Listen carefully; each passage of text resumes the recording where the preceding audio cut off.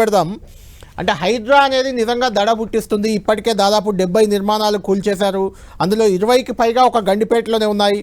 దాని దారి ఇప్పుడు జన్వాడ ఫామ్ హౌస్ వైపు వెళ్తున్నట్లు ఒక అనుమానం మొదలైంది. అందుకే కోర్టులో కూడా వాళ్ళు కోర్టును ఆశ్రయించారు, హైకోర్టును ఆశ్రయించారు. హైకోర్టు కొంత ఊరటన ఇచ్చింది, ఎలాంటి చర్యలు తీసుకోవద్దని ఆదేశాలు అయితే ఇప్పటికీ జారీ చేసింది. అంటే ఈ హైడ్రాను అడ్డం పెట్టుకొని, ఈ వ్యవస్థను అడ్డం పెట్టుకొని విపక్షాలకు చెందిన నిర్మాణాలని, విపక్ష నేతలకు చెందిన నిర్మాణాలని కూల్చే పనిలో ఉంది అనేది మీపై వస్తున్న ప్రధాన ఆరోపణ. రెండోది, ఈరోజు కేటీఆర్ గారు కొన్ని పేర్లు కూడా చదివారు. రేవంత్ రెడ్డి, పొంగులేటి శ్రీనివాసరెడ్డి, కేవీపీ రామచంద్రరావు, గుత్తా సుఖేందర్ రెడ్డి, వివేక్, ఇలా చెప్పుకుంటూ పోతే కాంగ్రెస్ నేతలకు చాలామందికి అలాంటి ఎఫ్టీఎల్ భూముల్లో బఫర్ జోన్లలో నిర్మాణాలు ఉన్నాయి. వాటిని కూల్చేయాలి. ఒకవేళ జన్వాడలో తన ఫ్రెండ్ది అది ఫామ్ హౌస్, అది కూడా అక్రమంగా నిర్మించి ఉంటే తానే అక్కడ ఉంటాను, దగ్గరుండి కూల్చేయడానికి సిద్ధమంటూ కూడా ఆయన ప్రకటించారు. అంటే కేవలం విపక్షాల నిర్మాణాలే టార్గెటా, లేకుంటే హైడ్రా అనేది ఆస్తుల పరిరక్షణ, చెరువుల పరిరక్షణ కోసం నిబద్ధతతో పనిచేసే ఒక వ్యవస్థగా మీరు దాన్ని చెప్తారా? కళ్యాణ్ భాయ్, మిగతా మిత్రులకు కూడా, అంటే అక్రమ కట్టడాల కూల్చివేత లక్ష్యంగా జరుగుతున్న దాన్ని మనోడు సమర్థించినట్టుగానే ఉంది ఎవరు కేటీఆర్. ఎందుకంటే నా ఫ్రెండ్దైనా నాదైనా సరే, ఆ రోజు ఆయన సొంతం దనుకొని రేవంత్ రెడ్డి గారు ఎక్కి చేసిందని, లేకపోతే దాని మీద ఏదో జరిగిందని మొత్తం కేసు పెట్టడం కాకుండా జైలు కూడా పెట్టింది మీకు తెలుసు. కానీ ఈరోజు అది వాళ్ళ ఫ్రెండ్దైనా నేను దగ్గరుండి కూల్చేస్తానడం అనేది హైడ్రాక్ మద్దతు చెప్పినట్టు ఒక రకంగా. అంటే అది అక్రమం అయితే, కాబట్టి అక్రమం కాని వాటి విషయంలో ఎవరేమి ఏమంటాము భయాలకు ఉండాల్సిన అవసరం లేదు. అది కేంద్ర ప్రభుత్వ చట్టం ఉంది, రాష్ట్ర ప్రభుత్వం కూడా ఈ మధ్యన ఒక చట్టం తీసుకొచ్చింది. ముఖ్యంగా హైదరాబాద్ సంబంధించిన అంశాల్లో కొన్ని అక్రమ నిర్మాణాలు, అక్రమ కట్టడాలు బఫర్ జోన్లలో, ఎఫ్టీఎల్లో, లేకపోతే ఇతరత్ర ప్రాంతాల్లో జరిగిన నాలాల మీద కూడా జరిగిన వాటిని కొంత సీరియస్ గా ప్రభుత్వం జిహెచ్సి ఎన్నికల కంటే ముందు తీసుకుంటున్న నిర్ణయం. అంటే ఎవరైనా ఎన్నికలు ఉన్నప్పుడు ఎలాంటివి కూడా ఏది ప్రజలకు నష్టం జరిగేది తీసుకోరు. కానీ ఇది ప్రజలకు నష్టం కాదు, ఇది అక్రమార్కులకు నష్టం. కాబట్టి ఎవరికైనా ప్రజలకు నష్టం జరిగితే అట్నే కేటీఆర్ గారిని కానీ లేదంటే మన రచనారెడ్డి గారు కానీ ఎవరు మీరు చెప్పినా సరే ప్రజలకు నష్టం కలిగేది ఉంటే వాటిని ఇమ్మీడియట్ గా రికవర్ చేద్దాం, వాళ్ళకు అవసరమైతే ఆల్టర్నేట్ కంపెన్సేషన్ ఇచ్చే ప్రయత్నం కూడా చేయొచ్చు. కాబట్టి రాజకీయ నాయకులయే తెర మీదకి వచ్చేసరికి రాద్ధాంతమవుతుంది. ప్రజలు చాలా మంది, ప్రజలనే దానికంటే కామన్ ఎవరైనా బఫర్ జోన్లు అక్కడిక్కడ కట్టుకున్న వాళ్ళు కామ్గా ఉంటుండ్రు. అది ఎందుకంటే వాళ్ళ సొంత కట్టడము, వాళ్ళ పట్టానో, వాళ్ళ రిజిస్ట్రేషన్ ఉంటే ఇమీడియట్ గా కోర్టుకు పోతారు, ప్రభుత్వాన్ని కోర్టుకు పిలిచే ప్రయత్నం చేస్తారు. కాబట్టి ఇప్పుడు సమస్య ఎవరిది అని అంటే, ఇప్పుడు మీరు అన్న కోణం ఒకటి విపక్షము అని, అధికార పక్షం ఉన్న వాళ్ళ లిస్ట్ కూడా ఇచ్చేస్తే దానికి సంగతి కూడా మనం ప్లాన్ చేసుకోవచ్చు. కాబట్టి మీరు అక్రమార్కులకు అండగా ఉండకండి, అక్రమ నిర్మాణాలకు అండగా ఉండకండి. హైదరాబాద్ ఏమంటారు స్టాండర్డ్ గా రేపు ఉండాలన్నా, ఈ వరదలు రాకుండా లేకపోతే బోట్లు వేసుకొని హైదరాబాద్ లో వర్షాలు వస్తే తిరగకుండా ఉండాలంటే కొంత అందరం కూడా కలిసి చేయాల్సిన అవసరం ఉంటుంది. ముఖ్యంగా ప్రజలకు సంబంధించిన అంశంలో మాత్రం అది జవాబుదారీతనం ఉంది. కొన్ని ప్రాంతాల్లో ఏమంటాం బస్తీల్లో కొంత ఇబ్బందికర పరిస్థితులు వస్తే వాళ్ళని కూడా ఏ విధంగా అకామిడేట్ చేయాలనే అంశం ఆలోచిస్తుంది ప్రభుత్వం. ఎందుకంటే అవి ఇబ్బందికరంగా రెండు వైపు బోత్ సైడ్స్ కూడా ఇబ్బందికరంగా ఉంటది. వాళ్ళకేమో ఇల్లు లేకుండా పోతుంది, ప్రభుత్వానికేమో అందరి తీసి ఇప్పుడు వాటిలలో వీళ్ళే ఎందుకు ఉంచిందని కూడా అనేక కాడికి వస్తుంది. కాబట్టి వాటి విషయంలో విపక్షాలు కూడా, ఇప్పుడు రఘునందన్ ఒక సూచన చేసిండు, కేంద్ర ప్రభుత్వ చట్టానికి అనుకూలంగా లేకపోతే ఎవరిదైనా కట్టినా మీరు దాని మీద నిర్ణయాలు తీసుకోండి అని చెప్పింది. అలాంటివి రేపు హైదరాబాద్ ఎక్స్పాన్షన్ ఇష్యూస్ లో కూడా రాబోతున్నాయి. హైదరాబాద్ ఎక్స్పాన్షన్ అంటే ORR 2 RRR మధ్యన కూడా ఎన్నో అక్రమ కట్టాలు, దాంట్లో జన్వాడ వస్తుందేమో, రాకముందే ఎందుకు వాళ్ళు కోర్టుకు పోయిందంటే వాళ్ళకి ఒక భయం ఉన్నట్టుంది. మాట్లాడదాం.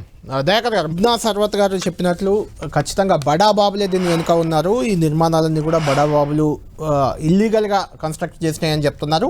అందులో కొంత వాస్తవం ఉన్నప్పటికీ ఆ బడా బాబులు నిర్మాణం చేసి సామాన్యులకు, మధ్యతరగతి వారికి అమ్ముకున్న అపార్ట్మెంట్లు కొన్ని కూడా ఉన్నాయి. అలాంటి సందర్భాల్లో కొంత ఇబ్బందులు కలుగుతున్నాయి. గాజుల రామారంలో 42 రేకుల ఇళ్లను కూడా హైడ్రా కూల్చివేసింది. రాజేంద్ర నగర్ సర్కిల్ అక్కడ కూడా భారీ నిర్మాణం చెరువులో ప్రహరీ గోడలు కొన్ని కూల్చేసింది. నిన్న దానం నాగేందర్ అడ్డుకున్నా కూడా కొన్ని ప్రహరీ గోడలు ఇక్కడ కూడా హైదరాబాద్లో కూడా కూల్చివేసిన పరిస్థితి మనం చూసాం. ఏదేమైనా హైడ్రా ముందుకైతే దూకుడుగానే వెళ్తుంది. అయితే ఈ హైడ్రా దూకుడు దయాకర్ గారు, ఈ హైడ్రా దూకుడు జన్వాడ వైపే వెళ్తుంది కానీ ఎన్ కన్వెన్షన్ వైపు ఎందుకు వెళ్ళట్లేదు అనేది శ్రీధర్ రెడ్డి గారు అడుగుతున్న మాట. జన్వాడ విషయం చెప్పాము, దానికి దీనికి పోలి లేదు, ఎన్ కన్వెన్షన్ నుంచి మొదలు పెడదామని అంటున్నారు. అప్పుడు ఎందుకో వాళ్ళు మొదలు పెట్టి ఆపేశారు, మీరు దాన్ని కంటిన్యూ చేయొచ్చు కదా.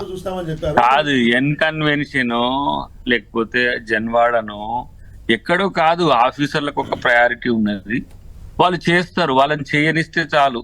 ఎక్కడైనా నష్టం జరుగుతుంది చూసిండ్రా, అక్కడ మీరు డెఫినెట్ గా అది ప్రశ్నించాలి.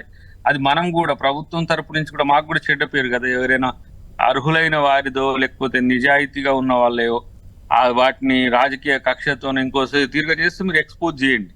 రెండవది ఏంటంటే, ఒకవేళ సుదీర్ఘకాలంగా ఆ ప్రాపర్టీ మీద వాళ్ళు ఉండి దానికి పట్టా ఉండి దాన్ని కనుక ఒక ఎఫ్టీఎల్లను బఫర్లను ఇంకేదో రకంగా అధికారులు కనుక కూలగొడితే దాన్ని ఇమ్మీడియట్ గా దాన్ని రిజాల్వ్ చేద్దామని కూడా చెప్తున్నాం కదా. కాబట్టి ఇక్కడ హైడ్రాలిక్ ఏమంటారు వాటిని ఏమనాలి, దాన్ని కూలగొట్టే అడిగేది ఉంటుంది కదా, ఆ జాక్లు అక్రమార్కుల మీదకే పోతాయి. మీరు ఏమి వర్రీ కానక్కర్లేదు. ఇంకోటి, రాజకీయ పలుకుబడి, అధికారము, డబ్బు, ఈ హోదాలు పెట్టుకొని ప్రజల ఆస్తులను కొల్లగొట్టడం అనేది నేరం. ఫస్ట్ అది గుర్తుపెట్టే మిగతా అంశాలన్నీ కూడా. ఎందుకు ఈ మాట అంటున్నా, ఒక ఆయన మంచి లీడర్ ఉంటాడు, ఆ టైంలో చెరువు దగ్గర ఒక భూమి ఉంటుంది, అధికారులను అదిరించు ఆ భూమిని కబ్జా చేసుకుంటాడు, దానికి లీగాలిటీ తెచ్చుకుంటాడు, దాని మీద ఒక మంచి కన్స్ట్రక్షన్ వేసుకుంటాడు. అదే సామాన్యుడు వేయగలుగుతాడా? లేదంటే కొంత లంచం ఇచ్చో అధికారులను ప్రలోభ పెట్టో ఇట్లా చేసేటోళ్ళ విషయంలో వాళ్ళు ఎక్కడికో పోలేరని చెప్పడానికి ఈ ప్రయత్నం. అన్నిటికంటే ముఖ్యంగా వరదలు వచ్చినప్పుడు చెరువులు లేక బజార్లే చెరువులై ఇండ్లే చెరువులుగా మారి ఎంతో మంది కొన్ని రోజుల పాటు నరకాన్ని అనుభవిస్తున్న పరిస్థితిని మనం చూస్తున్నాం. మీరు చూస్తున్నాయేమో జన్వాడలు లేకపోతే గాజుల రామారం పెరిఫెరల్ సిటీ అక్కడక్కడే కాదు, ఇక్కడ కూడా హైదరాబాద్ నడిబొడ్డున కూడా చాలా అక్రమ కట్టడాలు ఉన్నాయి. ఒకవేళ వాటి పట్ల ప్రజలకు నష్టం జరిగింది, ఇప్పుడు మూసీ రివర్ ఫ్రంట్ ఉన్నది, అది రేపు ఎకనామిక్ మోడల్, అది అక్కడ దాదాపు ఒక 600-700 ఎకరాలు భూమి తేలుతుంది. అక్కడ కూడా పేదలకు ఇండ్లు కట్టించవచ్చు, G+2 కానీ G+3 పెట్టి అదొక ఇండ్లను మూసీ నది తీర ప్రాంతంలో కట్టి ఒక ప్రణాళిక ఉంది. కాబట్టి అట్లని చెప్పి మేము అక్రమార్కులను మేము ఇప్పుడు బేర్ చేసినాం అనుకోండి, మీరే ప్రశ్నిస్తారు కదా, ఫలానా ఎల్లయ్య తీసినావు మళ్ళీ ఎందుకు తీయలేదంటే. ఇప్పుడు అక్రమార్కుల కోసం మీరు హైడ్రాని ఏర్పాటు చేస్తే దాన్ని తప్పు పట్టడానికి కానీ దాన్ని ప్రశ్నించడానికి కానీ ఎవరికి రైట్ కూడా ఉండదు. ఎందుకంటే ప్రభుత్వ ఆధీనంలో ఉంటుంది, ప్రభుత్వం ఖచ్చితంగా కొన్ని మంచి పనులు చేయాల్సిందే, ఇలాంటి నిర్మాణాలు తొలగించాల్సిందే, అందులో ఎలాంటి అనుమానం లేదు. అయితే గతంలో ఎవరో ప్రభుత్వాన్ని ప్రలోభ పెట్టో అధికారులను ప్రలోభ పెట్టో LRS BRS ఇలాంటివి చేసుకున్న వాళ్ళవి కూడా కొన్ని కూల్చేస్తున్నారు. దానివల్ల మీరు చెప్పినట్టు ఎవరో కట్టేస్తారు, కొంచెం ఇన్ఫ్లుయెన్స్ చేసి ఇంకెవరికో అమ్మేస్తారు. 20-30 ఏళ్ళు 40 ఏళ్ళ నుంచి వాళ్ళు ఉంటుంటారు అక్కడ. అలాంటి సామాన్యులకు కూడా కొన్ని సందర్భాల్లో ఇబ్బంది అయ్యే అవకాశం ఉంది. దాని నుంచి ఏమైనా ఎగ్జామ్షన్ ఇచ్చే ఆ రకమైన ఆలోచన మీకు ఏమైనా ఉందా? లేకపోతే చెరువుల పరిరక్షణే మీ లక్ష్యమా? చెరువులు మాత్రమే కాదు, చిన్న చిన్న కుంటలు కూడా మాయమైన పరిస్థితి గతం నుంచి. ఇప్పుడు మన ముస్లిం సోదరి మన అక్క పేరు ఆమె లాంటి వాళ్ళు చాలా మంది మూమెంట్స్ చేసేటప్పుడు కూడా మేము ఉన్నాం దాంట్లో. కానీ గత 10 సంవత్సరాలుగా మనోడు శ్రీధర్ రెడ్డి గారు ఒక లిస్ట్ చదివిండు, ఈ చెరువు ఇంత కబ్జా అయింది, ఈ చెరువు ఇంత కబ్జా అయింది, ఇది ఇంత పర్సెంటేజ్ అయింది అని అంటున్నారు తప్పితే దాని ప్రక్షాళన కొరకు ఏ ప్రభుత్వాలు ప్రయత్నం చేయట్లే. ఇప్పుడు మా సొంత ఎమ్మెల్యే నుంచి వ్యతిరేక వార్తలు వచ్చినా కూడా ఎందుకు ముఖ్యమంత్రి గారు ముందుకు పోతున్నారు?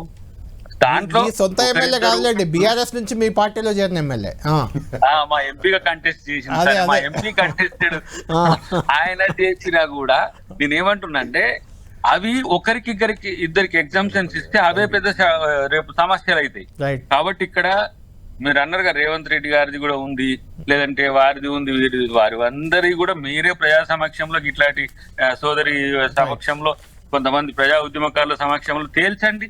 అట్లా ఇప్పుడు మనము లీగాలిటీకి పోతే ప్రతి ఒక్కటి కూడా మనకే అడ్డంకి అవుతుంది. లీగాలిటీ అంటే నీది అవునా కాదా అని సర్టిఫికేట్ తెమ్మని మనం ఒక అక్రమార్కునికి ఇచ్చినాం అనుకోండి, ఆయన మళ్ళీ దాన్ని మేనేజ్ చేసుకుంటే ఇది మేనేజ్ కరెక్ట్ చేస్తారు, స్టే తెచ్చుకుంటారు, అది పెండింగ్ పడిపోద్ది. మీరు అన్నది కరెక్టే. రైట్. సమస్య. ఇది ఒక ప్రక్షాళన కోసం చేస్తున్న, ఒక మార్పు కోసం చేస్తున్న దాన్ని వీలైతే దాన్ని ఆదరించండి. తప్పులు జరిగితే మాత్రం మమ్మల్ని కూడా ప్రశ్నించండి అని అంటున్నారు. రైట్. దయాకర్ గారు క్లియర్ గా చెప్తున్నారు. శ్రీధర్ రెడ్డి గారు తాము చేస్తున్న పనిని స్వాగతించండి, అందులో ఎక్కడైనా తప్పులు ఉంటే మమ్మల్ని నిలదీయండి అని కూడా ఆయన నేరుగా అడుగుతున్నారు. ఎందుకు మీకు ఆందోళన, ఆవేదన ఎందుకు? మీరు ఎక్కడ ఇప్పుడు నేను ఇంతకుముందు అంటే మాట్లాడింది మీరంటే మీరు కాదు, కేటీఆర్ గారు కూడా కొంత ఇక్కడ మీరు మధ్యాహ్నం ప్రెస్ మీట్ చూసారు కదా, ఆయన ఏమన్నాడు అంటే ఏదో బీఆర్ఎస్ కోసమే టార్గెట్ గా ఉంది అన్నట్టు. జన్వాడ అనే విషయాన్ని పదే పదే తెచ్చి బదనాం చేద్దామనే ప్రయత్నం చేసినప్పుడు చెప్పాలి కదా. ఆయన బోల్డ్గా బయటకు వచ్చి మాట్లాడితే ప్రశంసించాలా తప్పితే దాన్ని మళ్ళీ ఇంకో కోణంలో చూస్తే ఎట్లా?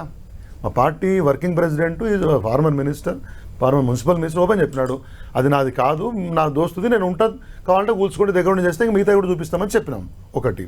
రెండోది పార్టీ స్టాండ్ కూడా నేను చాలా క్లియర్ చెప్తున్నా. 6 సంవత్సరాల నుంచి దాంట్లోనే ఉంటున్నాం.